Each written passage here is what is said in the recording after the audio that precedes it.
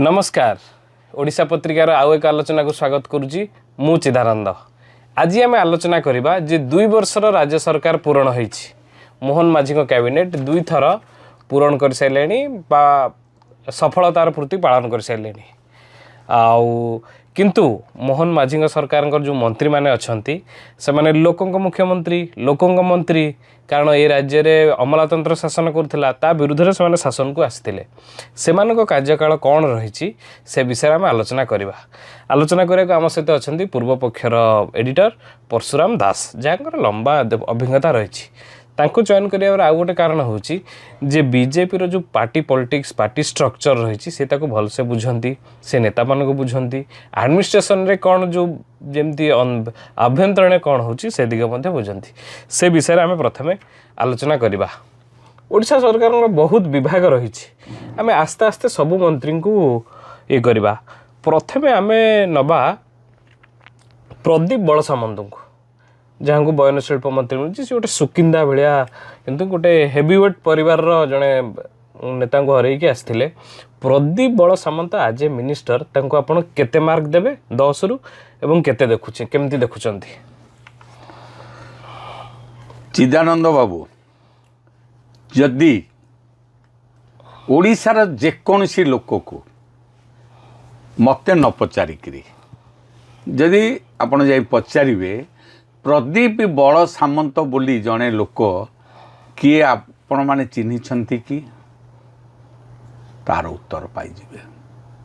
कौन बीजेपी लोक कहबेनी जे हाँ प्रदीप बड़ सामंत हम बीजेपी नेता मु तो कहूची जाजपुर रे कहबेनी जाजपुर कथा छाड़ी दियो। हाँ पड़ोसी जिला ढेंकानाल जिला को जाओ, पड़ोसी जिला केन्दुझर को जाओ, पड़ोसी जिला भद्रक को जाओ, पड़ोसी जिला केन्द्रापड़ा को जाओ, जाजपुर पड़ोसी जिला एगुड़िक एपरिक कटक जिला को प्रदीप बड़ सामंत को पचार तो किसी लोक कटक कहे ये जो धड़ सामंत परिवार लोक कि ये जो धड़ सामंत ब्रदर तांको कथा कहे किंतु प्रदीप बड़ सामंत बोलिकी जड़े किए मंत्री अच्छा लोक कहीं जानी ना तेणु तांकर रेटिंग कौन एथुरु आपण बुझीपार आपण तथापि 10 रु केते मार्क देबे? 10 रु 1 10 रु 1 मात्र कहीं ना सी आज ए मंत्री भिजिबल नुहंती तांकर जहाँ भी विभाग रही से विभागर सफलता केते ताहाकु से प्रमाणित करि पारि नाहंती। गोटे समवाय विभाग धान जे किणे लोक मान को ऋण भी दिए कौन सफलता पाई से कहतु तो? ये जो धान किणा टाइम में आम खाली जोगाण मंत्री बाइट देखिलु प्रदीप बड़ सामंत बहुत कम कहती कहीं तांको विभाग कौन सफलता कर कहे मत एटा कहन। आउ गोटे मंत्रिमंडल को आसवा संपद स्वाई इंडस्ट्री मिनिस्टर अच्छा पारादीप बिलंग्स करती शिल्प कथा भल जानती आड़शा गोटे प्रचुर सुजोग रही शिल्प द्वितीय इस्पात कारखाना मुख्यमंत्री भी स्वप्न अच्छी कार्यकाल को केमती देखुं कार्य 2 वर्ष मतलब लगे भल कम कर प्रदीप बड़ सामंत प्रथम थर पे विधायक प्रथम थर पे शिल्प मंत्री संपद स्वाई भी प्रथम थर पे सॉरी क्षमा करेंगे संपद स्वाई प्रदीप बड़ सामंत भी प्रथम थर पे मंत्री प्रथम थर पे संवाय मंत्री सेमती संपद स्वाई प्रथम थर पे विधायक प्रथम थर पे मंत्री से केते पारिवार तांको सचिवंक कार्यक्रम जना पड़िबो तांको सचिव तांको बाईपास करिकरी मुख्यमंत्री की सबू रिपोर्ट करती सचिव माने हेमंत शर्मा कथा कहउछन्ती जी इंडस्ट्री सचिव अच्छे सी तो करित करबा व्यक्ति सी तो अलग कथा से प्रसंग को आम जीवानी आम मंत्री मान कथा कहवा जदि से पारिवार मंत्री हेई थांते तांको सचिव तांको बाईपास करिकरी मुख्यमंत्री को रिपोर्ट करूथांते कि मुख्यमंत्री रिपोर्ट करियर किछि समस्या नहीं से राज्यर मुख्य किंतु मंत्री केते पारिवार तांको सचिव तांको औकात तांको देखै दैछन तांको केते मार्क देबे 10 रु हेई के आउ केते कोन एमाने कोनटा करिसेंती कि मते गोटे कथा कहंतु संपद स्वाई कहि परिबे कि 2 वर्ष भितरे जो कहउछन्ती जे आमे एते हजार लक्ष कोटी टंकार निवेश आनिचु कोठी काम आरंभ हेलानी कहंतु तो किंतु अपर पक्षरे जदि आमे आंध्र प्रदेश को देखिबा ए 2 वर्ष भितरे अनेक शिल्प संस्था डबल इंजिन ସେଠି ବି ଡବଲ ଇଞ୍ଜିନ୍ ତାଙ୍କର ଶିଳ୍ପ ସଂସ୍ଥା ତାଙ୍କ ରାଜ୍ୟକୁ ଯାଇଛନ୍ତି କାମ ଆରମ୍ଭ କଲେଣି ଜଣାପଡ଼ୁଛି ଭିଜିବୁଲ୍ ଅଛି ସରକାର ଏଠି ଶିଳ୍ପ ବିଭାଗ ଭିଜିବୁଲ୍ ଅଛି କି ନେକ୍ସଟ ତୃତୀୟରେ ଆମେ ଆସିବା ଜଙ୍ଗଲ ପରିବେଶ ବିଭାଗକୁ ଗଣେଶ ରାମ ସିଂ ଖୁଣ୍ଟିଆ ବୋଧେ ଦ୍ୱିତୀୟ ଥର ଜିତିଛନ୍ତି ସାନ୍ତାଳ ସମାଜରୁ ଆସନ୍ତି ଯଶୀପୁର ବିଧାୟକ ତାଙ୍କ ବିଭାଗ କେମିତି କାରଣ ଜଙ୍ଗଲ ପରିବେଶ ଓଡ଼ିଶାର ବହୁତ ଗୁରୁତ୍ୱପୂର୍ଣ୍ଣ ରହେ କାରଣ ଆମେ ଦେଖୁଛୁ ଯେଉଁମାନେ ଟପ୍ ବ୍ୟୁରୋକ୍ରାଟ୍ ସେଇ ବିଭାଗ ଦେଇକି ଆସନ୍ତି ଚିଫ୍ ସେକ୍ରେଟାରୀରେ ପହଞ୍ଚନ୍ତି ସେ ଜଣେ ଆଦିବାସୀ ନେତା ହଁ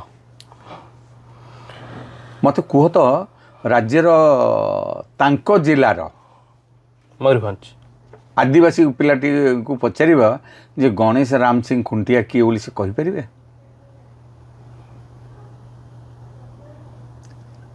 ତାଙ୍କ ଜିଲ୍ଲାର କହିପାରିବେନି ପଚାର ତ ଆମ ଯେଉଁ ଆପଣ ତ ଦକ୍ଷିଣପନ୍ଥୀ ସଂଗଠନ ଗୁଡ଼ିକୁ ଏବିଭିପିରୁ ଭିଏଚ୍ପିଠୁ ଆରମ୍ଭ କରି ସମସ୍ତଙ୍କୁ ଜାଣନ୍ତି ପାର୍ଟି ଷ୍ଟ୍ରକ୍ଚରରେ ଗଣେଶ ରାମ ସିଂ ଜଙ୍ଗଲ ମନ୍ତ୍ରୀ ଏଇଟା ଲୋକଙ୍କ ଭିତରେ ଅଛି ନା ନାହିଁ ଆପଣ କ'ଣ ଫିଲ୍ କରନ୍ତି ଢେଙ୍କାନାଳରେ କ'ଣ ଫିଲ୍ କରନ୍ତି ଆପଣଙ୍କ ନିଜ ଜିଲ୍ଲା ମୁଁ ଢେଙ୍କାନାଳ ତ ପର କଥା ମୋତେ କୁହ ଗଣେଶ ରାମ ସିଂ ଖୁଣ୍ଟିଆକୁ ତାଙ୍କ ଜିଲ୍ଲାରେ ଗୋଟେ ଆଦିବାସୀ ଲୋକ ଚିହ୍ନିପାରିବ କି ଯେ ଆମର ସେ ମନ୍ତ୍ରୀ ବୋଲିକିରି ଗର୍ବ କରିପାରିବ କି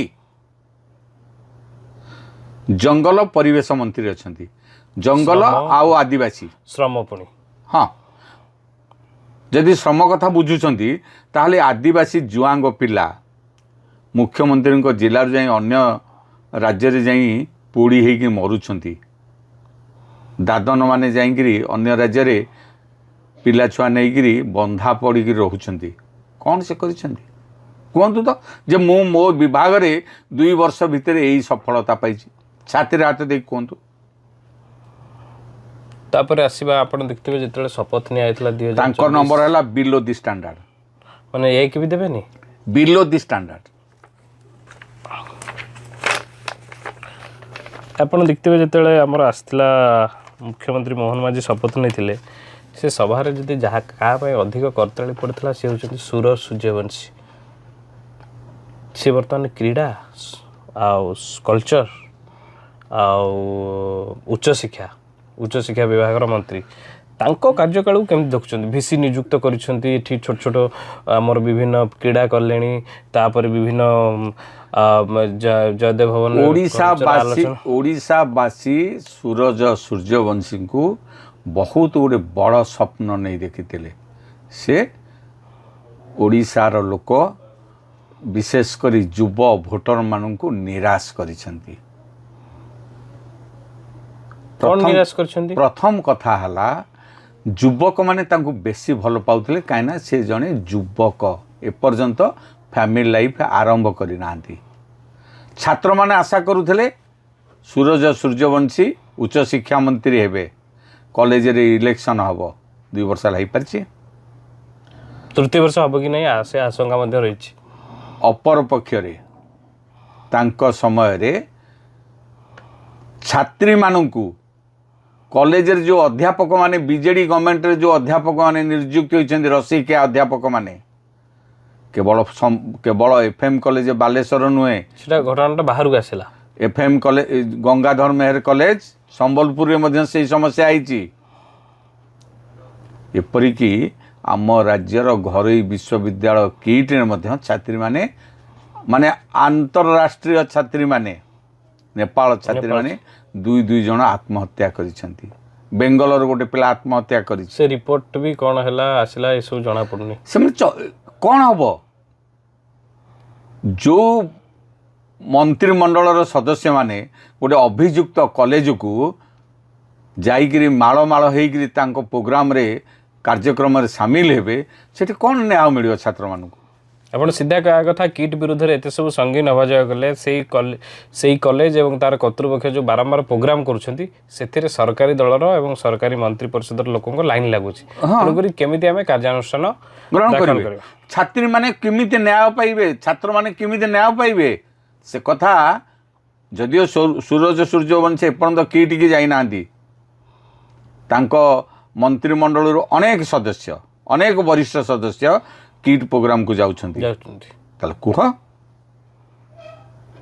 କେମିତି ନ୍ୟାୟ ପାଇବେ ଏବେ ଆସିବା ରବି ନାୟକ ପଞ୍ଚାୟତରାଜ ମିନିଷ୍ଟର ଅଛନ୍ତି। ଆମେ ଯେତେବେଳେ ଦେଖିଲୁ ମୋହନ ମାଝୀ 2024 ଜୁନରେ ମୁଖ୍ୟମନ୍ତ୍ରୀ ହେଇଥିଲେ, ଅଗଷ୍ଟ 15ରେ ଗୋଟେ ଭାଷଣ ଦେଇଥିଲେ ଓଡ଼ିଶାରେ ଖୁବ୍ ଶୀଘ୍ର ପେସା ଲାଗୁ ହେବ, ଏବଂ ତାପରେ 2-3 ଥର ରବି ନାୟକ ଉଦାହରଣ ଦେଇଥିଲେ। ପଞ୍ଚାୟତରାଜ ବିଭାଗ ଯିଏକି ଇମ୍ପ୍ଲିମେଣ୍ଟ କରିବ ଆବାସ ଯୋଜନା ରୁରାଲରେ, ସେ ପଞ୍ଚାୟତରାଜ, ପାନୀୟ ଜଳ ବିଭାଗ ଏବଂ ଗ୍ରାମ ଉନ୍ନୟନ ବିଭାଗ ଦୁଇଟି ଗୁରୁତ୍ୱପୂର୍ଣ୍ଣ ବିଭାଗ। ଓଡ଼ିଶା କହିଲେ ଗାଁକୁ ବୁଝାଏ। ମୁଁ ଯେତିକି ଜାଣିଛି ଦିଟା ଗୁରୁତ୍ୱପୂର୍ଣ୍ଣ ବିଭାଗର ମନ୍ତ୍ରୀ ସେ, ଏବଂ ତାର ଇମ୍ପ୍ଲିମେଣ୍ଟେସନ ସେ ଭାବନ୍ତି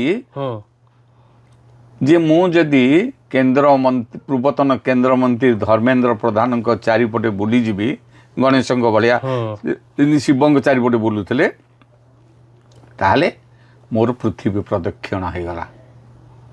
ମୋ ମନ୍ତ୍ରୀ ପଦ ମୋହନ ଚରଣ ମାଝୀ କିମ୍ବା ମନମୋହନ ସାମଲ କିଛି ନେଇପାରିବେ ନା। ଏକଥା ସେ ଅନେକ ଜାଗାରେ ବାରମ୍ବାର କହିଛନ୍ତି। ଏପରିକି ସିଏ ମୁଖ୍ୟମନ୍ତ୍ରୀଙ୍କୁ ମାନନ୍ତି ନାହିଁ କିମ୍ବା ରାଜ୍ୟ ସଭାପତିଙ୍କୁ ମାନନ୍ତି ନାହିଁ। ଏକଥା କେହି ମାନନ୍ତୁ ବା ନ ମାନନ୍ତୁ ତାଙ୍କ କାର୍ଯ୍ୟରୁ ଜଣା ପଡ଼େ। ଗୋଟେ କଥା ହେଉଛି ଗ୍ରାମ ଉନ୍ନୟନ ଏବଂ ପଞ୍ଚାୟତ ରାଜରେ ଯେମିତି ମୁଁ ସେଇ କଥା କହୁଛି ମନ୍ତ୍ରୀ ପଦ ମୁଁ ସେଇ କଥା କହୁଛି। ରାଜ୍ୟରେ ନୂଆ ସରକାର ଆସିବା ପରେ ଗରିବ ଲୋକମାନଙ୍କୁ ପ୍ରଧାନମନ୍ତ୍ରୀ ଆବାସ ଯୋଜନାରେ ଘର ମିଳିଲାଣି କି ନା? ପାନୀୟ ଜଳ ସମସ୍ୟା ଆଜି ବି ଅଛି। ତାହେଲେ ପୂର୍ବ ସରକାର ଅମଳରେ ଥିଲା। ତାହେଲେ କୁହ, ତାହେଲେ ରବି ନାୟକଙ୍କୁ ଆପଣ କେତେ ଦେବେ? ଏଇ ଯେଉଁ ଗୋଟେ କଥା ଚିଦାନନ୍ଦ ବାବୁ, ବିଜେପି ସରକାରରେ ମୋ ଜାଣିବାରେ ଜଣେ ମନ୍ତ୍ରୀଙ୍କୁ ଛାଡ଼ିଦେଲେ କେହି ପରଫର୍ମର ନୁହନ୍ତି। ଆପଣ ପରଫର୍ମର ବୋଲି କାହାକୁ କହୁଛନ୍ତି? ମୁଁ କହିବି ସୁରେଶ ପୂଜାରୀ, ସେ ତାଙ୍କ କାର୍ଯ୍ୟ କରୁଛନ୍ତି। ତାଙ୍କ ବିଭାଗରେ ଅଫିସରମାନେ ମନମୁଖୀ କାର୍ଯ୍ୟ କରିପାରୁନାହାନ୍ତି। ଆଉ ଗୋଟେ କଥା, ସୁରେଶ ପୂଜାରୀଙ୍କ ବିଷୟରେ ବହୁତ ଆଲୋଚନା ହୁଏ। ବହୁତ ଜଣ କମେଣ୍ଟ ନେଲେ ଯେ ଆମର ଯେଉଁ ସୀମା ବିବାଦ ରହିଛି ତା ଭିତରୁ ଗୋଟେ କୋଟିଆ ଗ୍ରାମପୁଞ୍ଜ, ସେଟା ଗୋଟେ ସିମ୍ବଲ, ସେଇଟା ସେ ଗୋଟେ ଦିନରେ ସମାଧାନ କରିପାରିବେ। ସେ ଦିଗରେ ତାଙ୍କ କାର୍ଯ୍ୟକଳାପ କେମିତି ରହିଛି? ଆଉ ଗୋଟେ ଆମେ ଦେଖୁଛୁ ଯେ ଭୁବନେଶ୍ୱର ହଉ, ପାର୍ଟ ପ୍ଲଟ୍ ରେଜିଷ୍ଟ୍ରେସନ ବନ୍ଦ ଅଛି। ଯେଉଁମାନେ ଘର ବାଡ଼ି ସହରରେ କିଣୁଛନ୍ତି ସେମାନଙ୍କ ରେଜିଷ୍ଟ୍ରେସନ, ସତ ପରିବର୍ତ୍ତନ ଏସବୁ ନେଇକି ଏମିତି ରାଜଧାନୀ ଭୁବନେଶ୍ୱରରେ ଯେଉଁଟା ରିଅଲ ଇଷ୍ଟେଟ୍ ଇଏ ଅଛି, ସେଇ ଫାଟନିଟି ପୂଜାଙ୍କ କାର୍ଯ୍ୟକୁ ନେଇକି ରିଜିଡ୍ ଅଛନ୍ତି। ଚିଦାନନ୍ଦ ବାବୁ, ସେ ବିଷୟରେ ମୋର ଗଭୀର ଜ୍ଞାନ ନାହିଁ, କିନ୍ତୁ ଗୋଟେ କଥା, ଭୁବନେଶ୍ୱରରେ ଗୋଟେ ପ୍ଲଟକୁ ଯେମିତି 10 ଜଣଙ୍କୁ ବିକ୍ରି କରାଯାଏ, ସେଇଟା ସତ କଥା। ଏଇଟା ସତ କଥା, ଏଇଟା ବନ୍ଦ ହେଇଛି। ସେଇଟାକୁ ବନ୍ଦ କରିବା ପାଇଁ, ଲୋକ ଯେମିତି ଠକାମିର ଶିକାର ନ ହେବେ, ସେଥିପାଇଁ ପାର୍ଟ ପ୍ଲଟ୍ ଉପରେ ରୋକ ଲାଗିଛି। ତାପରେ କ'ଣ ଗୋଟେ ନିଷ୍କର୍ଷ ଆସିବ। ଦ୍ୱିତୀୟ କଥା ହେଲା ସୀମା ବିବାଦ। ଏପଟେ ଆମର ଉତ୍ତରରେ ପଶ୍ଚିମବଙ୍ଗ ସହିତ, ଝାଡ଼ଖଣ୍ଡ ସହିତ, ଏପଟେ ଦକ୍ଷିଣରେ ଆନ୍ଧ୍ର ସହିତ, ଛତିଶଗଡ଼ ସହିତ କିଛି ସୀମା ବିବାଦ ରହିଛି। ଏ ସୀମା ବିବାଦ ଆଜିର ନୁହେଁ, ବିଜେଡି ସରକାର ଅମଳର ନୁହଁ କି ବିଜେପି ସରକାର ଅମଳର ନୁହଁ। ସ୍ୱାଧୀନତା ସମୟରୁ ଅଛି। ଯେତେବେଳେ ସ୍ୱାଧୀନତା ପରଠୁ ଯେତେବେଳେ ରାଜ୍ୟ ଗଠନ ସବୁ ହେଇଛି, ସେବେଠୁ ଅଛି। ଏଇଟା ଗୋଟେ ଲମ୍ବା ପ୍ରୋସେସ୍। ଏଥିପାଇଁ ଏସବୁ ରାଜ୍ୟ ସରକାରଙ୍କ ସହିତ ୱାନ୍ସ ଫର୍ ଅଲ୍ ଗୋଟେ ସମାଧାନ ହେବା ଦରକାର। ଏଥିପାଇଁ ରାଜନୈତିକ ମନୋବୃତ୍ତି ଦରକାର। କେବଳ ଯେ ଓଡ଼ିଶା ସରକାରଙ୍କ ରାଜନୈତିକ ଇଚ୍ଛା ଶକ୍ତି ହେଲେ ହେବ ନାହିଁ। କିନ୍ତୁ ଗୋଟେ ସୁଯୋଗ ଅଛି, କେନ୍ଦ୍ରରେ ମୋଦିଙ୍କ ଗଭର୍ଣ୍ଣମେଣ୍ଟ, ଆନ୍ଧ୍ରରେ ଏନଡିଏ ଗଭର୍ଣ୍ଣମେଣ୍ଟ, ଏଠି ସେଇ କଥା ଗୋଟେ ସୁଯୋଗ ଅଛି, ନେଗୋସିଏସନ ହୋଇପାରିବ। ସେଇ କଥା ହେଉଛି, ଯଦି କୋଟିଆ ଆମ ରାଜ୍ୟର ନୁହେଁ ତାଙ୍କୁ ଛାଡ଼ି ଦିଆଯାଉ, ଯଦି ତାଙ୍କ ରାଜ୍ୟର ନୁହେଁ ତାହେଲେ ତାଙ୍କୁ କୁହ ଯେ ତମେ ଏଠି ପଶିବନି, ଆଲୋଚନା କରାଯାଉ ଏବଂ ନିଷ୍କର୍ଷ ବାହାରିଯାଉ। ଆଉ ଗୋଟେ କଥା ବି କହୁଛି, ତାଙ୍କୁ କେତେ ଏ ସରକାର କ୍ଷମତାକୁ ଆସିବା ପରେ କମ୍ ସେ କମ୍ ଅତୀତର ଯେଉଁ ସରକାର ମାନେ ଥିଲେ, ମୁଁ ନବୀନ ପଟ୍ଟନାୟକଙ୍କ ସରକାରଙ୍କ କଥା କହୁନି, ପୂର୍ବସୂରୀ ବିଜୁ ପଟ୍ଟନାୟକ ଜାନକୀ ପଟ୍ଟନାୟକଙ୍କ ସରକାର ହଉ, ଯେତେ ସବୁ ସୀମାବର୍ତ୍ତୀ ଜିଲ୍ଲା ରହିଛି, ସେଠି ଅଣ ଓଡ଼ିଆ IAS ଅଫିସରମାନଙ୍କୁ ସେ ଜିଲ୍ଲାପାଳ କରୁନଥିଲେ। ସେମାନେ ଓଡ଼ିଆ ଅଫିସରଙ୍କୁ କରୁଥିଲେ। କାହିଁକି? ଓଡ଼ିଆ ଅଫିସରମାନେ ଓଡ଼ିଶାର ସ୍ୱାର୍ଥକୁ ଜଗୁଥିଲେ, ଆନ୍ଧ୍ରକୁ ପୂରେଇ ଦେଉନଥିଲେ। କିନ୍ତୁ ଯେତେବେଳେ ବିଜୁ ଜନତା ଦଳରେ ଅଣ ଓଡ଼ିଆ IAS ଅଫିସର ମାନଙ୍କୁ ସେ ଜିଲ୍ଲାର ଜିଲ୍ଲାପାଳ କରିଦିଆଗଲା। ସେବେଠାରୁ ଆନ୍ଧ୍ରର ଅନୁପ୍ରବେଶ ଓଡ଼ିଶା ଉପରେ ଅଧିକା ହେଇଛି, ଯେଉଁଟାକି ଏବେ ତାହା ଶୀର୍ଷରେ ପହଞ୍ଚିଛି। ତେଣୁ ମୋହନ ସରକାର ଏପରିକି ରାଜସ୍ୱ ମନ୍ତ୍ରୀ ସୁରେଶ ପୂଜାରୀ ଏକଥାକୁ ଗୁରୁତ୍ୱ ଦେବା କଥା। ସୁରେଶ ପୂଜାରୀ ଆଜିର ନେତା ନୁହନ୍ତି, ସେ ସୂର୍ଯ୍ୟବଂଶୀ ନୁହନ୍ତି କି ପ୍ରଦୀପ ବଡ଼ ସାମନ୍ତ ନୁହନ୍ତି କି ସମ୍ପଦ ସ୍ୱାଇଁ ନୁହନ୍ତି। 1964 ମସିହାର ଛାତ୍ର ଆନ୍ଦୋଳନରୁ ତିଆରି ହୋଇଥିବା ଜଣେ ନେତା। ଆଉ ସେ ବି ଜାଣିଛନ୍ତି ସୀମା ବିବାଦଟା କ'ଣ। ସେଥିପାଇଁ ତାଙ୍କୁ ସୀମା ବିବାଦ 1964 ନା 1982? 1964ରୁ 64ରୁ ହଁ, ନାଇଁ ସରି 1982 ନାଇଁ 82ରେ ସେ କୌଣସି ଛାତ୍ର ଆନ୍ଦୋଳନ ହେଇନଥିଲା, 84ରେ ହେଇଥିଲା। ହଁ 80ରୁ 85 ଭିତରେ। କିନ୍ତୁ ତା ପୂର୍ବରୁ ସେ ଆମଠୁ ବହୁତ ସିନିୟର। 84ରେ ଆମେମାନେ ଗିରଫ ହେଇଥିଲୁ, ମୁଁ ଗିରଫ ହେଇଥିଲି, କିନ୍ତୁ ସେ ଆମଠୁ ବହୁ ଅଧିକ। ସେ କେଉଁ ସମୟଟା ସେଇଟା ମୁଁ ଏକ୍ଜାକ୍ଟ କହିପାରୁନି, ସେଥିପାଇଁ କ୍ଷମା ନା 80s ନୁହେଁ, ତା ପୂର୍ବରୁ। କିନ୍ତୁ ମୋ କହିବା କଥା ସୁରେଶ ପୂଜାରୀ ବହୁତ ସିନିୟର ନେତା। ସୀମା ବିବାଦ ସମ୍ପର୍କରେ ତାଙ୍କର ଗଭୀର ଜ୍ଞାନ ଅଛି, ସେ ଜଣେ ଓକିଲ ମଧ୍ୟ। ତେଣୁ ତାଙ୍କୁ ଆମେ ପରାମର୍ଶ ଦେବା ଉଚିତ ନୁହେଁ, ବରଂ ସିଏ ଯୁବପିଢ଼ିକି ମାର୍ଗଦର୍ଶନ କରାଇବାର ଆବଶ୍ୟକତା ଅଛି। ସୀମା ବିବାଦ କେମିତି ସମାଧାନ ହେବ ସେ ଦିଗରେ ସେ ନିଜେ ହିଁ ନିଷ୍ପତ୍ତି ନେବା ଆବଶ୍ୟକ। 10ରୁ ତାଙ୍କୁ 5 ନମ୍ବର ଦିଆଯାଇପାରେ। ଆହୁରି ମାନେ ସମୟ ଅଛି, 3 ବର୍ଷ ଯେହେତୁ ଅଛି ତାକୁ ଜଜ୍ କରିବା ପାଇଁ। ବର୍ତ୍ତମାନ ଆସିବା ଓଡ଼ିଶା ଖଣିଜ ସମ୍ପଦରେ ପରିପୂର୍ଣ୍ଣ ଏବଂ ପରିବହନ, এই ଦୁଇଟା ବିଭାଗ ଜଣେ ଲୋକଙ୍କ ପାଖରେ ଅଛି। ପ୍ରଥମ ଥର ପାଇଁ ବିଧାୟକ, ପ୍ରଥମ ଥର ମନ୍ତ୍ରୀ, କ୍ୟାବିନେଟ୍ ମନ୍ତ୍ରୀ, ସଂଘ ବ୍ୟାକଗ୍ରାଉଣ୍ଡ, ବିଭୂତି ଜେନା, ତାଙ୍କ ପରଫର୍ମାନ୍ସକୁ କେମିତି ଦେଖୁଛନ୍ତି? ପରିବହନ କଥା କହିଲେ ଆପଣମାନେ ସମସ୍ତେ ଜାଣିପାରିବେ ଯେ ମନେ ପଡ଼ିଗଲା ଯେଉଁ ପିୟୁସି କଥା। ହଁ, ଯେମିତି ମହମ୍ମଦ ବିନ୍ ତୁଗଲକଙ୍କ ଭଳିଆ ଦିଲ୍ଲୀରୁ ଦୌଲତାବାଦରୁ ଦିଲ୍ଲୀ ଅନେକ ବିବାଦୀୟ ନିଷ୍ପତ୍ତି ସେ ନେଇଛନ୍ତି ଓ ପ୍ରତ୍ୟାହାର କରିଛନ୍ତି। ପୁଣି ନେଇଛନ୍ତି ନା ଆଡମିନିଷ୍ଟ୍ରେସନ ନେଇଛି ନା ମୁଖ୍ୟମନ୍ତ୍ରୀ? ଦାୟୀ କିଏ? ସଚିବଙ୍କୁ କିଏ ପଚାରିବ କି? ନା, ଉତ୍ତରଦାୟୀ ରାଜନେତା। ଏବଂ ବିଧାନସଭାରେ ଯେତେବେଳେ ବସୁଛି ସଚିବ ସିନା ଚିଠା ଲେଖିକିରି ଦେଇ ଦିଅନ୍ତି, ଉତ୍ତର କିଏ ଦଉଛି? ମନ୍ତ୍ରୀ ପଦ ଶପଥ ନେଇଛନ୍ତି ବାସ୍। ତେଣୁ ସେଟା ହେଲା ଗୋଟେ କଥା, ଖଣି କଥା। ଆଉ ଖଣିରେ ମତେ ଗୋଟେ କଥା, ତାଙ୍କ ସମୟରେ ଯେତିକି ବାଲି ମାଫିଆ ମାନେ ଆମ ରାଜ୍ୟରେ ଉତ୍ପାତ କରୁଛନ୍ତି, ରାଜସ୍ୱ ବିଭାଗର ଅଧିକାରୀ ମାନଙ୍କ ଉପରେ ଆକ୍ରମଣ ହଉଛି, ଟ୍ରକ୍ ଆଉ ଟ୍ରାକ୍ଟର ମଡେଇ ତାଙ୍କ ଉପରେ ଆକ୍ରମଣ ହଉଛି, ହତ୍ୟା ଉଦ୍ୟମ ହଉଛି। ଏଥିପାଇଁ ଦାୟୀ କିଏ? ଏଥିପାଇଁ କ'ଣ ଦାୟୀ ଆମେ? ମନ୍ତ୍ରୀ ଦାୟୀ ନୁହନ୍ତି? କାହିଁକି ତା ଉପରେ କାର୍ଯ୍ୟାନୁଷ୍ଠାନ ନେଇପାରୁନାହାନ୍ତି? ଆଉ ଗୋଟେ କଥା, ଖଣି ଖନନ, ମେଜର ଖଣି, ଲୁହାପଥର, ମାଙ୍ଗାନିଜ, କ୍ରୋମାଇଟ୍ ଆଉ କୋଇଲା, ଏବେ ଖବର ପଦାକୁ ଆସୁନାହିଁ। କ'ଣ ଚାଲିଛି? ତା କାରଣ ହେଉଛି ନା ଗଣମାଧ୍ୟମ ସଂସ୍ଥା ବି ଆଜିକାଲି ବିଜ୍ଞାପନ ମୁହଁରେ ଅଛନ୍ତି। ଏଇଟା ସବୁଠୁ ବଡ଼ ବିପଦ ରାଜ୍ୟ ପାଇଁ। ଆଉ ମାନେ ସୁପ୍ରିମକୋର୍ଟଙ୍କ ରାୟ ଅଛି ଯେ ରାଜ୍ୟମାନେ ନିଜସ୍ୱ ସେସ୍ ଲଗାଇ ପାରିବେ। ସେଥିପାଇଁ ଅନ୍ୟ ରାଜ୍ୟମାନେ ଏଥିରେ ବହୁତ ଆଗକୁ ବଢ଼ିଥିଲା ବେଳେ ଆମର ଯେଉଁଠି 60% ଖଣିଜ ସମ୍ପଦ ଅଛି, ଆମ ରାଜ୍ୟ ସରକାର ମତେ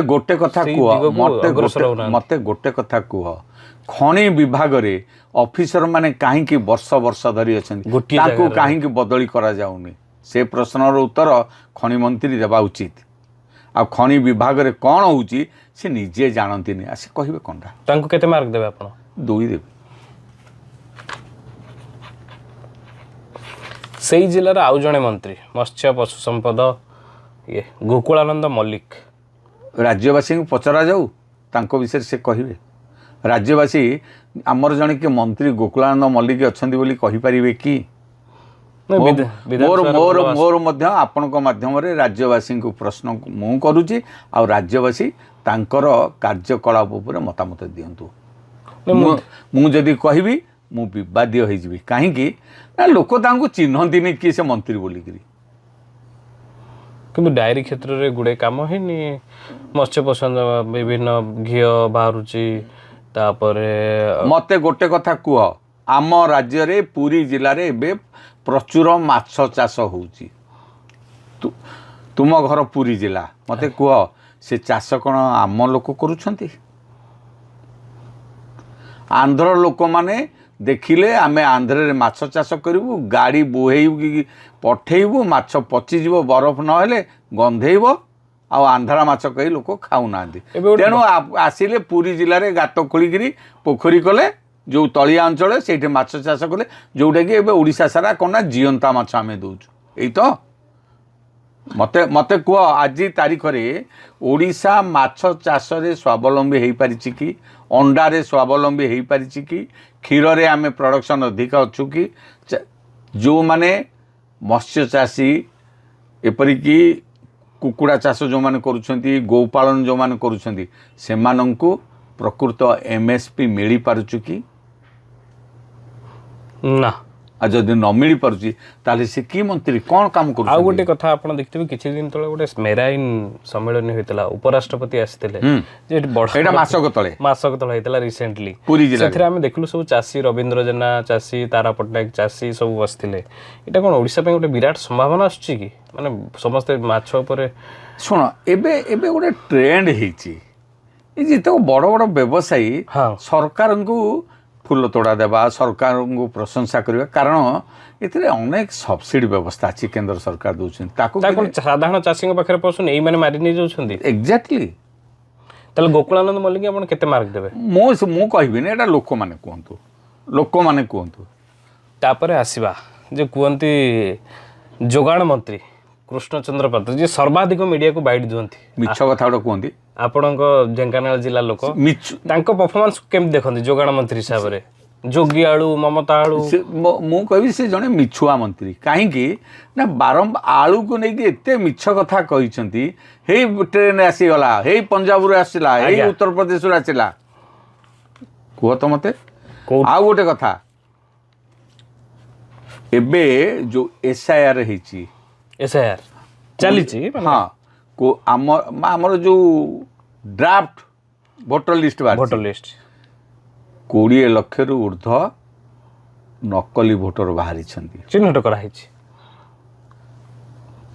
जोगाण मंत्री एपर्यंत भोटर आइडेंटिटी भोटर कार्ड ताकू जो केवाईसी कले जो हिताधिकारी अच्छा धरी पारे कि से समय किसी कहूना से विषय रे केते मिछ कहिबे हम तो विधानसभा देखिलु एमाने कहबे बांग्लादेशी काटी देबो किंतु केंद्रापड़ा जने बीजेपी विधायक कहले ना नहीं केते मिछ से कहिबे मते कुआ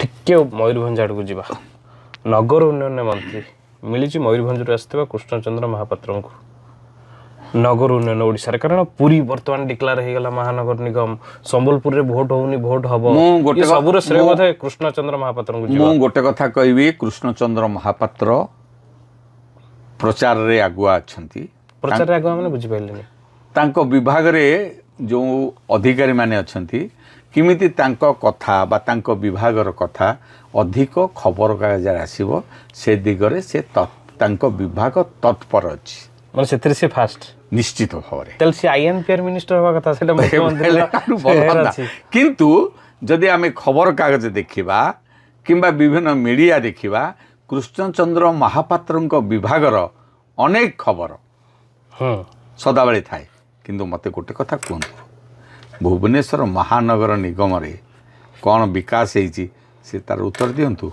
कटक महानगर निगम रे कौन विकास होइछि ब्रह्मपुर महानगर निगम रे कौन विकास होइछि राउरकेला महानगर निगम रे कौन विकास होइछि दर्शक माने मत दियंतु आमे एठु बसिक कहिदेबाटा ठीक हेनी आप गोटे भारी नेगेटिव चर्चा सदाबे करुँच ये तापर मते भल लागुनी मु आउ जने मंत्री विषय रे मु नेगेटिव कथा कहूनी मोटा तो काहा को गोटे भल पाई वास्तव कथा टिके कहले तथापि चैलेंज अछि किंतु 10 रु 5 तापर मु वास्तव कथा कहू मु सबुट यंग डायनामिक बाणी विहार छात्र तापर पाठशाठ पढ़ी भल नॉलेज प्रिय माने विभिन्न मंत्री मान प्रिय आ मुकेश महालिंग स्वास्थ्य पार्लियामेंट्री अफेयर माने सेकंड से यदि हारार्की रे उपमुख्यमंत्री सिना है ना कि हारार्की रे स्वास्थ्य सेवा आ पार्लियामेंट्री अफेयर केम चलछि सांविधानिक अधिकार भितर गोटे स्वास्थ्य सेवा भी अच्छी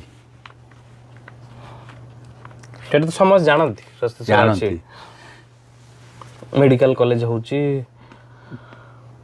ଗତ ବର୍ଷ ଜୁନ୍ ମାସରେ ଯେତେବେଳେ ହଇଜା ହେବା କଥା ନୁହେଁ, ଆମ ରାଜ୍ୟରେ ହଇଜା ମହାମାରୀ ଯାଜପୁରରୁ ଆରମ୍ଭ କରି ତାଙ୍କ ବରଗଡ଼ ବଲାଙ୍ଗୀର ପର୍ଯ୍ୟନ୍ତ ବ୍ୟାପିଗଲା।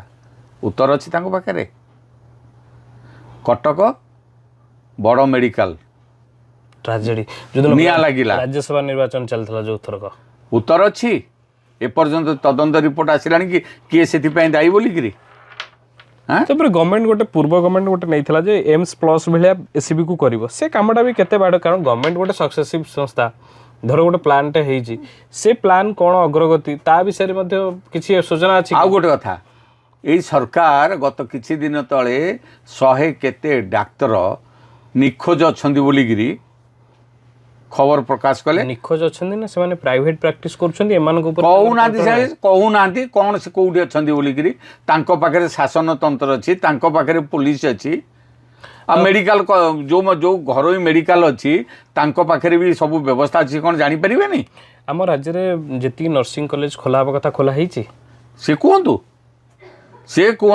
ଆଉ ଏବେ ଗୋଟେ ମୁଁ ଖବର ପାଇଛି ଯେ ଆମର ଡାକ୍ତର ଏବଂ ପେସେଣ୍ଟ ରେସିଓ ବା ଲୋକ ସଂଖ୍ୟା ରେସିଓ ସେଟା ଠିକ୍ ନାହିଁ, ତେଣୁକରି ଆୟୁର୍ବେଦିକ ଆୟୁଷ ଡାକ୍ତର ଏବଂ MBBS ଡାକ୍ତର ତାଙ୍କୁ ମିଶେଇ ଦିଆଯିବ ବୋଲି ଗୋଟେ କେବଳ ବିଫଳତାକୁ ଘଣ୍ଟ ଘୋଡ଼େଇବା ପାଇଁ ଏଇ ସବୁ କରାଯାଇନି, କିନ୍ତୁ କରାଯିବାନି ଆଲୋଚନା ଅଛି ଆଡମିନିଷ୍ଟ୍ରେସନରେ। ଏଇଟା ହେଉଛି ଅପଚେଷ୍ଟା। ବିଫଳତାକୁ ଘଣ୍ଟ ଘୋଡ଼େଇବା ପାଇଁ ଡାକ୍ତର ନାହାନ୍ତି ବୋଲି ଯୋଉ କୁହାଯାଉଛି, କହିବେ ଆମ ପାଖରେ ଏତେ ଡାକ୍ତର ଅଛନ୍ତି। ସେତିକି ଥାଉ ତାଙ୍କର ସ୍ୱାସ୍ଥ୍ୟ ବିଭାଗ। ପାର୍ଲାମେଣ୍ଟାରୀ ଆଫେୟାର ଗୋଟେ ବିଧାନସଭା ପରିଚାଳନାରେ ମୁକେଶ ମାହାଲିଂ ମାନେ ମୁଖ୍ୟମନ୍ତ୍ରୀଙ୍କର କୁ କେତେ ସହଯୋଗ କରୁଛନ୍ତି ଆପଣ ପାର୍ଟି ପଲିଟିକ୍ସ ଆଉ ଆଡମିନିଷ୍ଟ୍ରେସନ ଦୁଇଟାକ ଜାଣିଛନ୍ତି। ଉଭୟ ସଂସଦ ଏବଂ ବିଧାନସଭାରେ ରିପୋର୍ଟିଂ ମତେ ଗୋଟେ କଥା କୁହନ୍ତୁ, ଅଭିଜ୍ଞତା ଅଛି। ମୁକେଶ ମାହାଲିଂ ସଂସଦୀୟ ବ୍ୟାପାରର ମନ୍ତ୍ରୀ ଅଛନ୍ତି, କିନ୍ତୁ ବିଧାନସଭା ଅନେକ ସମୟରେ ଏତେ ଅଚଳ କାହିଁକି ହେଉଛି? ଯଦି ବିରୋଧୀ ଦଳ ନେତାଙ୍କ ସହିତ ତାଙ୍କର ସମ୍ପର୍କ ଥାନ୍ତା ତାହେଲେ ତ ବିଧାନସଭା ସୁରୁଖୁରୁରେ ଚାଲିଥାନ୍ତା। ବିରୋଧୀ ଦଳ ନେତାଙ୍କ ସହିତ ବିଜେପିର ସମ୍ପର୍କ ତ ବହୁତ ଭଲ। ତାହେଲେ ବିଧାନସଭା କାହିଁକି ବନ୍ଦ ହେଉଛି? ସେଟା ବିରୋଧୀ ମାନେ ଯଦି ବନ୍ଦ କରିବେ। ମତେ ଗୋଟେ କଥା କୁହ, ସଂସଦୀୟ ବ୍ୟାପାର ମନ୍ତ୍ରୀ ଚିଦାନନ୍ଦ ବାବୁ, ଯଦି ତୁମେ ଗୁଲାମ ନବୀ ଆଜାଦଙ୍କର ଇଣ୍ଟରଭ୍ୟୁ ଦେଖିଥିବ, ସେ ଲୋକସଭାରେ କଂଗ୍ରେସର ସଂସଦୀୟ ବ୍ୟାପାର ମନ୍ତ୍ରୀ ଥିଲେ। ବହୁତ ବଢିଆ ବଢିଆ ସଂସଦୀୟ ବ୍ୟାପାର ମନ୍ତ୍ରୀ। ବାଜପେୟୀ ଥାନ୍ତି ପ୍ରଧାନମନ୍ତ୍ରୀ, ବିରୋଧୀ ଦଳ ନେତା। କେତେ ଥର ମାନେ ବାଜପେୟୀଙ୍କ ପାଖକୁ ଗୁଲାମ ନବୀ ଆଜାଦ ଯାଇଛନ୍ତି, କେତେ ଥର ଆଲୋଚନା କରିଛନ୍ତି। ସେ ବିଭିନ୍ନ ସମୟରେ ବିଭିନ୍ନ ଲୋକଙ୍କୁ ବହୁତ ଥର ସେ କଥା ବୟାନ କରିଛନ୍ତି। ତାହେଲେ ମୁକେଶ ମହାଲିଙ୍ଗି କୁହନ୍ତୁ, ନବୀନ ପଟ୍ଟନାୟକଙ୍କୁ ଯାଇ କେତେ ଥର ଭେଟିଛନ୍ତି, କଂଗ୍ରେସ ନେତା ରାମଚନ୍ଦ୍ର କାଡାମଙ୍କୁ ଯାଇ କେତେ ଥର ଭେଟିଛନ୍ତି, କୋଉ ଢଙ୍ଗରେ ଭେଟୁଛନ୍ତି, କୋଉ ଢଙ୍ଗରେ ଆଲୋଚନା କରୁଛନ୍ତି, ସେଇଟା ବି ମ୍ୟାଟର କରେ। କୁହନ୍ତୁ ତାଙ୍କୁ କେତେ ମାର୍କ ଦେବେ? ଆଉ ଗୋଟେ ବିଭାଗ ଅଛି ତାଙ୍କର, IT। ଆଜ୍ଞା, ITର ଯୋଉ ଶ୍ରେୟ ସେ ନେଉଛନ୍ତି, ଏଇଆ ହେଉଛି। ବିଜୁ ଜନତା ଦଳ ସରକାର ସମୟରେ IT କମ୍ପାନୀଙ୍କୁ ଡାକି ଗ୍ୟାରେଜରେ ତାଙ୍କୁ ପୁରେଇଛନ୍ତି। ଇନଫ୍ରାଷ୍ଟ୍ରକ୍ଚର ଦିଆ ହେଇନଥିଲା, ଯେମିତି କରିପାରିଲେଣି କି? ITର ଯାହା ବି ଏଠି ବି ହେଉଛି ସେଟା ତାଙ୍କର ନୁହଁ, ସେଟା ହେଉଛି ଏଇ ରାଜ୍ୟରୁ ପୂର୍ବତନ IAS ଅଫିସର ଅଶ୍ୱିନୀ ବୈଷ୍ଣବ ଜିତିକିନି ଯାଇଥିବାରୁ ସେ ଋଣ ସୁଝିବା ପାଇଁ ଏ ରାଜ୍ୟରେ ସେମି କଣ୍ଡକ୍ଟର ଆରମ୍ଭ କରି IT ହବ୍ ତିଆରି କରିବା ପାଇଁ ତାଙ୍କର ପ୍ରଚେଷ୍ଟା ଅଧିକ ଅଛି। ଇଏ କେବଳ ଏ ଯେଉଁ ମଝିରେ ପଶିକିରି ସ୍ୱାହା କରିବା ଭଳିଆ କ'ଣ ନା, ମୁଁ IT ମନ୍ତ୍ରୀ, ମୁଁ ସବୁ ଟେକି ଧରିଲି। ଏମିତିକି ପୂର୍ବ ସରକାରରେ IT ନେଇକି ଯେତିକି ପଦକ୍ଷେପ ପଲିସିଗତ ଭାବେ ନିଆହେଇଥିଲା, ଏମାନେ ଆସିକି ପଲିସି କରିପାରିଲେଣି କି? ସେ ସବୁକୁ 2 ବର୍ଷରୁ ଅଧିକ ହେଲାଣି। କ୍ୟାବିନେଟ ଆପ୍ରୁଭ ଗୋଟେ ସେମିକଣ୍ଡକ୍ଟର ନେଇକି ସେମାନେ ସେ ଯାହା ବି ହେଉଛି ସେଟା ଅଶ୍ୱିନୀ ବୈଷ୍ଣବ କରୁଛନ୍ତି। ଯେ ଏମାନେ କିଛି ସେମିତି ଫ୍ରେମୱାର୍କ ବା କିମ୍ବା କ'ଣ କରୁଛନ୍ତି କିଛି ନାହିଁ। କୁହନ୍ତୁ ନା ଯେ ଆମେ ନୂଆ IT ପଲିସି କରିଛୁ 2 ବର୍ଷ ଭିତରେ ଲୋକଙ୍କୁ ଆକୃଷ୍ଟ କରିବା ପାଇଁ।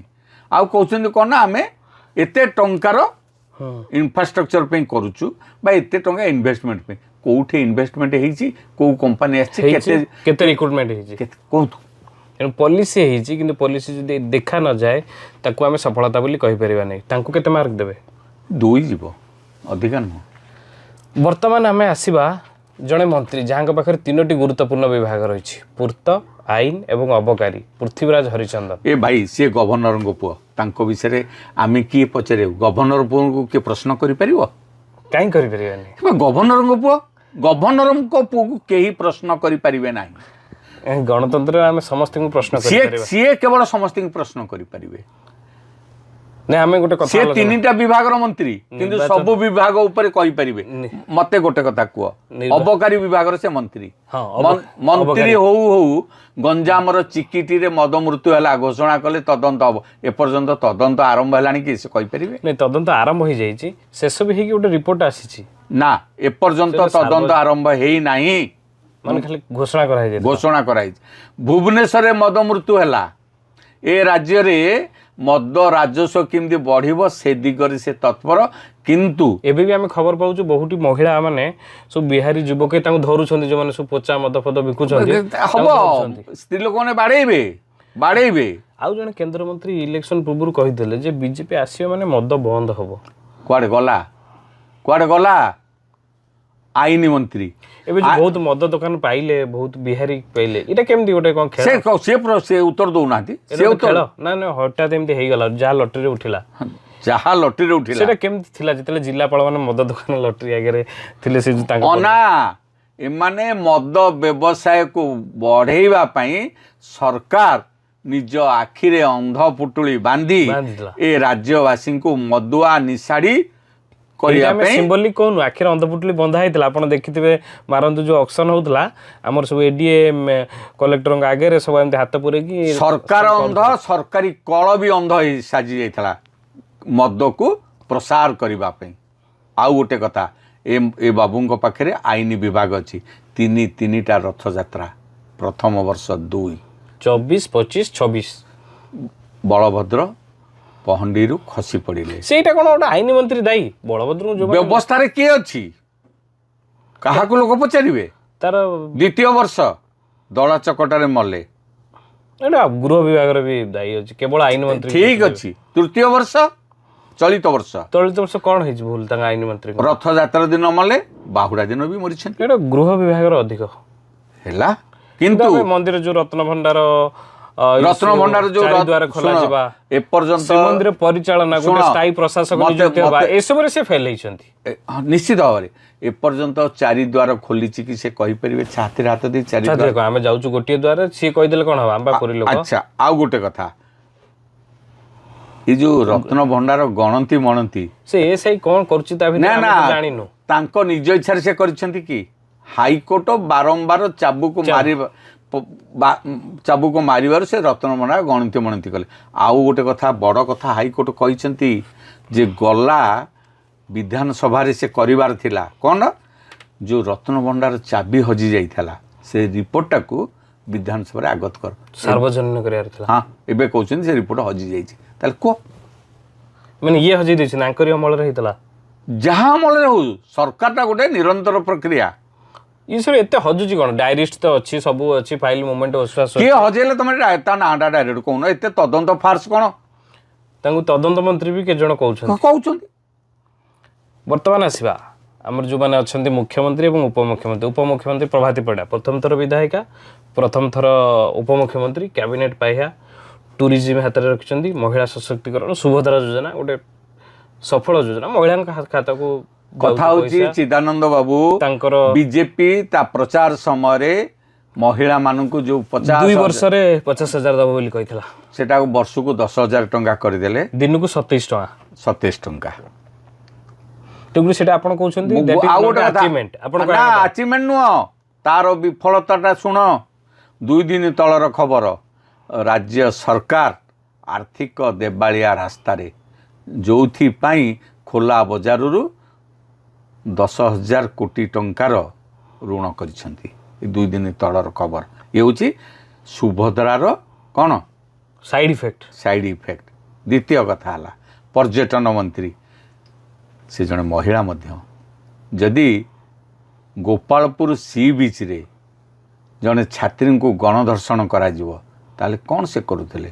ଏ ଘଟଣାକୁ କଂଗ୍ରେସର ବିଧାୟିକା ଏବେ କଂଗ୍ରେସରେ ସେ ନାହାନ୍ତି ବୋଧ ହୁଏ ତାଙ୍କୁ ସସ୍ପେଣ୍ଡ କରିଦିଆଯାଇଛି ଯାଇକରି ଦିଲ୍ଲୀରେ ପ୍ରଚାର କଲେ ବିଶ୍ୱବ୍ୟାପୀ ଓଡ଼ିଶାକୁ କୁହାଗଲା ଗୋଟେ ଧର୍ଷଣକାରୀ ରାଜ୍ୟ ଯେ ପର୍ଯ୍ୟଟନ ଅଞ୍ଚଳରେ ପଡ଼ି ହେବା ଏବଂ ଗୋଟେ ଆମେରିକାର ଗୋଟେ ଇଏ ଆସିଥିଲା ଯୋଉଟା ବି ରାଜ୍ୟ ପାଇଁ ଇଏ ହଁ ଆମେରିକା ସରକାର ତାଙ୍କ ଦେଶର ନାଗରିକମାନଙ୍କୁ ଆଡ଼ଭାଇଜରୀ ଜାରି କରିଥିଲେ ଯେ ଓଡ଼ିଶା ଗୋଟେ କ'ଣ ଧର୍ଷଣ ପ୍ରବଣ ରାଜ୍ୟ ତେଣୁ ସେଠିକି ଯିବା ରାୟଗଡ଼ଟା ଅଲଗା ଏଇଟା ପରେ ଏଇଟା ଏବେ ହେଇଛି କିନ୍ତୁ ରାୟଗଡ଼ଟା ପର୍ଯ୍ୟଟନ ହେଲେ ଗୋପାଳପୁର ଗୋଟେ ପର୍ଯ୍ୟଟନ କ୍ଷେତ୍ର ଦକ୍ଷିଣ ଓଡ଼ିଶାର ମାନେ ସବୁଠୁ ମାନେ ଭଲ ବିଚ୍ ଲୋକ ଇଏରେ କିନ୍ତୁ ପର୍ଯ୍ୟଟନ ପୁଲିସ ଗୃହ ବିଭାଗ ସହିତ ଯେଉଁ ସମନ୍ୱୟ ରହିବା କଥା ସେଠାକାର ସେଫ୍ଟି ଇଏକୁ ଯେମିତି ଦେଖିବା କଥା ସେଟା ନାହିଁ କାରଣ ଗୋପାଳପୁରର ଯିଏ ବିଧାୟକ ସି ବି କ୍ୟାବିନେଟ୍ ମନ୍ତ୍ରୀ ଇଏ ଉପମୁଖ୍ୟମନ୍ତ୍ରୀ ତେଣୁକରି ଟୁରିଜିମ୍ ସେକ୍ଟରର ଯେଉଁ ସ୍ଥାନୀୟ ଷ୍ଟେକ୍ ଅପର ପକ୍ଷରେ ସେ ଆଉ ଗୋଟେ ବିବାଦ ଗଲା ମାସରେ କରିଛନ୍ତି କ'ଣ କରିଛନ୍ତି ମାର୍ଚ୍ଚ ମାସରେ କଲେ କ'ଣ ପଖାଳ ଖାଇବା ପାଇଁ କୋଟି କୋଟି ଟଙ୍କାର ସେଟା ତାଙ୍କ ନିଷ୍ପତ୍ତି ହେଇନଥିବ ମୁଖ୍ୟମନ୍ତ୍ରୀ ଚାହିଁଥିବେ ଆରେ ଡିପାର୍ଟମେଣ୍ଟ କାହାର ପାନ୍ଥନିବାସ ଯୋଉଟା ହେଲା ପାନ୍ଥନିବାସ ହେଲା ପଖାଳ ଖାଇବା ପାଇଁ ଏତେ ଟଙ୍କା ଖର୍ଚ୍ଚ କର ତାପରେ ସେ ସଫେଇ ଦଉଛନ୍ତି କ'ଣ ନା ବିଶ୍ୱ ବିଖ୍ୟାତ କରିବା ପାଇଁ ଟିକେ ଖର୍ଚ୍ଚ ହବ ଆଉ ଗୋଟେ କଥା ତାଙ୍କର ସସାସ କୋଉଠି ହେଲା ଯେ ବଳରାମ ଦାସଙ୍କ ଲିଖିତ ଲକ୍ଷ୍ମୀ ପୁରାଣକୁ ସଂଶୋଧିତ କରିବି କି ଆମେ ତାକୁ ପ୍ରଚାର କରିବୁ ହିନ୍ଦୁତ୍ୱ ରାଜନୀତି କର ଦୁଃଖ ନାହିଁ କିନ୍ତୁ ହିନ୍ଦୁତ୍ୱ ନାଁରେ ଯେଉଁ କାଳଜୟୀ ରଚନାକୁ ପରିବର୍ତ୍ତନ କରିବାର ଦୁଃସାହସ କର ନାହିଁ ଏପରିକି ବିନା ଟେଣ୍ଡରରେ ଗୋଟେ କ୍ୟାସେଟ୍ ରେକର୍ଡ଼ିଂ ସଂସ୍ଥାକୁ ତମେ କେମିତି ଅନୁବନ୍ଧିତ କଲ ଟେଣ୍ଡର କରିଛ କୁହ ତ ମୁଁ ଜାଣିନଥିଲି ଏଇଟା କୁହ ତ ବିନା ଟେଣ୍ଡରରେ କ'ଣ ନା ଆପଣ କହିବା କଥା ଟୁରିଜିମ୍ ବିଭାଗରେ ବର୍ତ୍ତମାନ ପ୍ରିୟା ପ୍ରୀତି ତୋଷଣ ଚାଲିଛି ଏକଦମ ଆଉ ଗୋଟେ କଥା ପର୍ଶ ଭାଇ ଆପଣ ଯେତେବେଳେ ଭୁବନେଶ୍ୱରରୁ ପୁରୀ ଯାଉଥିବେ ଦେଖିଥିବେ ରାସ୍ତା ଭଲ ପୁରୀରୁ କୋଣାର୍କ ଆସିବେ ରାସ୍ତା ଭଲ କୋଣାର୍କରୁ ଯଦି ଭୁବନେଶ୍ୱର ଫେରିଲେ ରାସ୍ତା ଭଲ ନୁହଁ ଉପମୁଖ୍ୟମନ୍ତ୍ରୀଙ୍କ ଅଞ୍ଚଳ ସେଇଟା ମିସିଂ ଲିଙ୍କ ଅଛି ତାଙ୍କୁ ଆମେ ସମୟ ଦେବା 5 ବର୍ଷ ଅଛି ସେ ଯେଉଁ ମିସିଂ ଲିଙ୍କ ଅଛି ଭୁବନେଶ୍ୱରରୁ କୋଣାର୍କ ରୋଡଟା ଯେଉଁ ପ୍ରକୃତରେ କାହିଁକି ରାସ୍ତାଟା କରି କେତେ ସମୟ 2 ବର୍ଷ ପରେ ହେଲାଣି କ'ଣ ରାସ୍ତାଟା ସେ କରିପାରୁନି ଆଉ ନିମାପଡ଼ା ପାଇଁ ସେ ବହୁତ ହଜାର କୋଟିର ପ୍ରୋଜେକ୍ଟ ନେଉଛନ୍ତି କ'ଣ ହବ ସେ ପ୍ରୋଜେକ୍ଟରୁ ରାସ୍ତା ନହେଲେ ସେ ପ୍ରୋଜେକ୍ଟ କ'ଣ ହବ ସିଏ ଉପମୁଖ୍ୟ ରାସ୍ତା ଉପରେ କାହିଁକି ବାଜପେୟୀ ସରକାର ଗୁରୁତ୍ୱ ଦେଇଥିଲେ ଅନୁଧ୍ୟାନ କରିବା ଦରକାର ତାଙ୍କ ଦଳର ନେତା ତାଙ୍କ ଦଳର ପ୍ରତିଷ୍ଠାତା ବିଜେପିର ପ୍ରାଣ ପ୍ରତିଷ୍ଠାତା ଅଟଳ ବିହାରୀ ବାଜପେୟୀ ତାଙ୍କ ସରକାର ସମୟରେ କାହିଁକି ଆଜି ଯଦି ଆମେ ଦେଶରେ ବହୁତ ଭଲ ଭଲ ରାସ୍ତା ଦେଖୁଛେ ସେଟା ହେଉଛି ଅଟଳ ବିହାରୀ ବାଜପେୟୀଙ୍କ ପାଇଁ ଆଉ ନୀତିନ ଗଡ଼କରୀଙ୍କ ପାଇଁ ନୀତିନ ଗଡ଼କରୀ କେନ୍ଦ୍ରରେ ସଡ଼କ ପରିବହନ ମନ୍ତ୍ରୀ ଅଛନ୍ତି ତାଙ୍କ ସହିତ ବସିକିରି ତମେ ଯେହେତୁ ଏଇଟା ତମର ଟୁରିଜିମ୍ କ୍ଷେତ୍ର ଗୋଲ୍ଡେନ୍ ଚଉଡ଼ା କରିପାରିବ ଭଲ ରାସ୍ତା କରିପାରିବ ତେଣୁ ଏଇଟା ଗୋଟେ ଚ୍ୟାଲେଞ୍ଜ ରହିବ ଏଇଟା ତାଙ୍କର ବିଫଳତା ପ୍ରଭାତୀ ପରିଡ଼ାଙ୍କୁ କେତେ ମାର୍କ ଦେବେ ଲୋକମାନେ କୁହନ୍ତୁ ମୁଁ କହିଲା ମାନେ ତୁମେ ମୋତେ ବିବାଦୀୟ ବୋଲି କହୁଛ ନେଗେଟିଭ ବୋଲି କହୁଛ କେଭି ସିଂ ଦେଓ ସବୁଠୁ ଅଭିଜ୍ଞତା ଥିବା ମନ୍ତ୍ରୀ ପାଇଛନ୍ତି କୃଷି ଏବଂ ପାୱାର ଏଇ ଯେଉଁ ଦୁଇଟି ବିଭାଗ ମିଳିଛି ଏ ବିଭାଗ ସମ୍ପର୍କରେ କୃଷି ଅପେକ୍ଷା ବର୍ତ୍ତମାନ କନକବର୍ଦ୍ଧନ ସିଂଦେଓ ଶକ୍ତି ମନ୍ତ୍ରୀ ହିସାବରେ ବଡ଼ ବିବାଦରେ ଅଛନ୍ତି କ'ଣ ପାଇଁ ବିବାଦରେ ବିଭିନ୍ନ ପାୱାର ଜେନେରେସନ୍ କମ୍ପାନୀମାନଙ୍କୁ ଏପରିକି ଟାଟା ପାୱାର ଡିଷ୍ଟ୍ରିବ୍ୟୁସନ୍ ଯେଉଁ କମ୍ପାନୀ ଅଛି ଆଙ୍କୁ ପ୍ରିୟା ପ୍ରୀତି ଦେଖାଉଛନ୍ତି ବୋଲି ଅଭିଯୋଗ କିଛି କରୁଛନ୍ତି କିନ୍ତୁ ବିଜୁଳି ଫ୍ରି ବିଭିନ୍ନ ରାଜ୍ୟରେ ବିଜୁଳି ସବସିଡି ଦିଆଯାଉଛି ଚାଷୀମାନଙ୍କୁ ଆମ ରାଜ୍ୟରେ ସେଇଟା ନାହିଁ ଗୋଟେ ସାଧାରଣ ଲୋକ ଉପକୃତ ହେଉନି ସେଇ କେନ୍ଦ୍ରମନ୍ତ୍ରୀ ଯିଏ ଗୋଟେ ଟପ୍ ଲିଡର କହିଥିଲେ 300 ୟୁନିଟ୍ ମିଳିବ 30 ୟୁନିଟ୍ ମିଳୁନି ପାୱାର କଟ୍ ହବନି ପାୱାର କଟ୍ ହେଲେ ଇଏ ମିଳିବ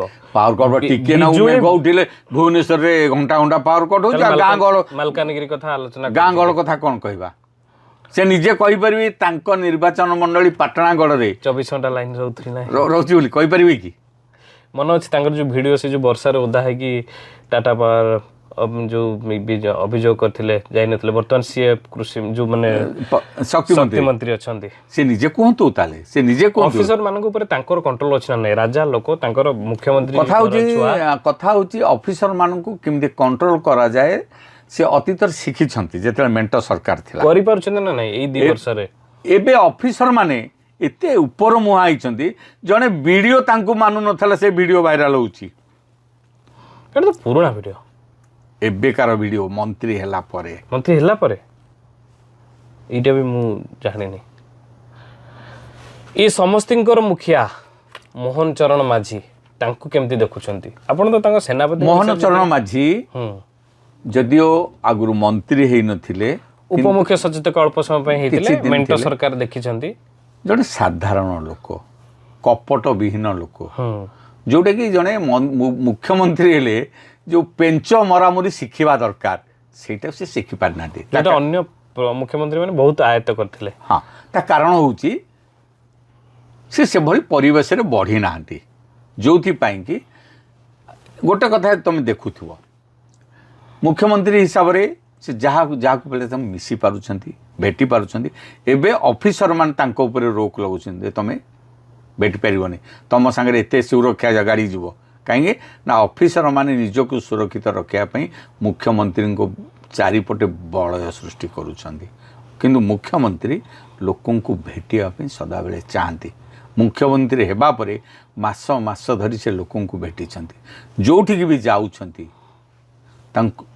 ତାଙ୍କ ମନରେ ମୁଖ୍ୟମନ୍ତ୍ରୀ ହେବାର ଗର୍ବ ନାହିଁ କିନ୍ତୁ ଦୁଃଖର କଥା ତାଙ୍କ ମନ୍ତ୍ରିମଣ୍ଡଳ ଯେଉଁ ସଦସ୍ୟମାନେ ତାଙ୍କ ସହିତ ସହଯୋଗ କରନ୍ତୁ ସେ ଅସହାୟ ଆଉ ଗୋଟେ ଆମେ ଦେଖୁଛୁ ଯେ ମୁଖ୍ୟମନ୍ତ୍ରୀ ତାଙ୍କର ପୁରାପୁରି ଟିମ୍ ବିଲ୍ଡଅପ୍ ନା ଆଡମିନିଷ୍ଟ୍ରେସନରେ କରିପାରିଛନ୍ତି ନା ପଲିଟିକାଲି କରିପାରିଛନ୍ତି କେତେବେଳେ ତାଙ୍କ ରାଜ୍ୟକୁ କେନ୍ଦ୍ରୀୟ ନେତାମାନେ ବାନ୍ଧି ଦେଇଛନ୍ତି ତେଣୁକରି ତାଙ୍କୁ କାହିଁକି ଏ ରାଜ୍ୟରେ କିଏ ଚିଫ୍ ସେକ୍ରେଟାରୀ ହେବ କିଏ ଡିଜି ହେବ କିଏ କେଉଁ ବିଭାଗର ସଚିବ ହେବ ମୁଖ୍ୟମନ୍ତ୍ରୀ ଡିସାଇଡ୍ କରୁନାହାନ୍ତି କରିପାରୁନାହାନ୍ତି ସେମାନେ କେନ୍ଦ୍ର ବାଲା କହୁଛନ୍ତି ତମେ ଆକୁ ଏଇଠି କର ତାକୁ ସେଇଠି କର ନହେଲେ ଯେଉଁମାନେ ନିର୍ବାଚନ ଦାୟିତ୍ୱରେ ଅବହେଳା କରି ବା ନିର୍ବାଚନ ଧାନ୍ଦିଲି କରିବା ପାଇଁ ନିର୍ବାଚନ କମିଶନ ଯେଉଁମାନଙ୍କୁ ସସ୍ପେଣ୍ଡ କରିଥିଲେ ସେମାନେ ଏଇଠୁ ସୁରୁଖୁରୁରେ ଖସି ଯାଇ କେନ୍ଦ୍ରୀୟ ଡେପୁଟେସନକୁ ଯାଇପାରିଥାନ୍ତେ କି ତାମାନେ ନିଶ୍ଚିତ ଭାବରେ କେନ୍ଦ୍ରୀୟ ବିଜେପି ନେତା ସେମାନଙ୍କୁ ସୁରକ୍ଷା ଦେଇଛନ୍ତି ଏଇ ଯେଉଁ କେନ୍ଦ୍ରୀୟ ବିଜେପିର ସୁରକ୍ଷା ଏବଂ କେନ୍ଦ୍ରର ମାତ୍ରାଧିକ ପ୍ରବେଶ ଓଡ଼ିଶା ଆଡମିନିଷ୍ଟ୍ରେସନର କାର୍ଯ୍ୟକାରିତା ନେଇ ସଦାବେଳେ ପ୍ରଶ୍ନବାଚୀ ସୃଷ୍ଟି କରିଛି ଏଇ 2 ବର୍ଷରେ ଆଗାମୀ ଦିନରେ ମଧ୍ୟ କରିବ ଆମର ଯେଉଁ ଆଲୋଚନା ଥିଲା ଗୋଟେ ଦୀର୍ଘ ଆଲୋଚନା ଥିଲା କାହାକୁ ଛୋଟ ଦେଖିବା ନଥିଲା କିନ୍ତୁ ଏଇଟା ସମାଜର କଥା ସମାଜ ସେମାନେ କଷ୍ଟୋଡିଆନ୍ ସେମାନଙ୍କୁ ଦାୟିତ୍ୱ ମିଳିଛି ତାର ସମାଲୋଚନା ହେବା ଦରକାର ଗଣତନ୍ତ୍ରରେ ସମାଲୋଚନା ହିଁ ସମୃଦ୍ଧ କରେ ଏବଂ ତାହା ଶାସନ କଳକୁ ଆଇନା ଦେଖାଏ ଯଦି ଆଇନା ଦେଖିବା ନ ହେବ କୌଣସି କଥା ବିଚାର ଯୋଗ୍ୟ ହେଇପାରିବ ନାହିଁ ଗଣତନ୍ତ୍ରରେ ଆମକୁ ଆଲୋଚନା ଆଉ ଗୋଟେ କନକ୍ଲୁଡ୍ କରିବା ପୂର୍ବରୁ ମୁଁ ଆଉ ଗୋଟିଏ ଲାଇନ୍ କହିଦେବାକୁ ଚାହେଁ ଗୋଟେ ସାମ୍ବାଦିକ ବା ଗଣମାଧ୍ୟମ ତାର କାମ ହେଲା ଶାସନ ପ୍ରଶାସନକୁ କେଉଁଠି ସେ ଭୁଲ କଲା ସେଇଠି ଆଙ୍ଗୁଠି ଦେଖେଇବା ଯେ ତୁମେ ଭୁଲ କରୁଛ ମୋତେ ଯଦି କିଏ କହେ ଯେ ମୁଁ ଗୋଟେ ନେଗେଟିଭ ଲୋକ ଯେଉଁଟାକି ଚିଦାନନ୍ଦ କହିଲେ ଯେ ସମସ୍ତଙ୍କ ବିରୁଦ୍ଧରେ କହୁଛ ତା କାରଣ ହେଉଛି ସେ ସବୁ ଜାଣିଛନ୍ତି ମୁଁ ଗୋଟେ କଥା କହୁଛି ତା କାରଣ ହେଉଛି ବିଜେପି ପାର୍ଟି ଅଫିସରେ ସବୁ 300 ଲୋକ ଆପଣଙ୍କୁ ଚିହ୍ନିଛନ୍ତି